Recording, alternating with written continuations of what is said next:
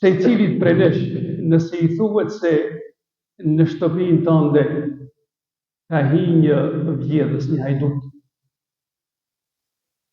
Nëse njeriu është i ashpër, ka mundësi që hajdutin ta vrasë në shtëpi, edhe ka të drejtë.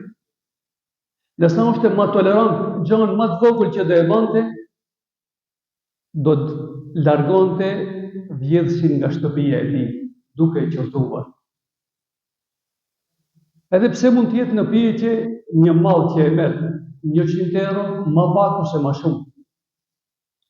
Ndërsa hajduti më i madh, vjedhësi më i madh, jashtë Ramazanit, por në veçantë në Ramazan, është telefoni.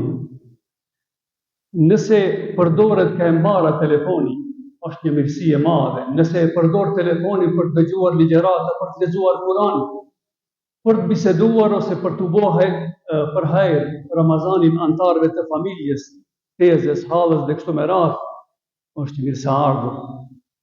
Por dije se ti vllai i nderuar, nëse ke përdor telefonin në programe të ndryshme, të padobishme dhe më dha Zoti që kush i qon ti të jenë harame, atëherë dije se në Ramazan vjedhësi më i madh për ti është telefoni.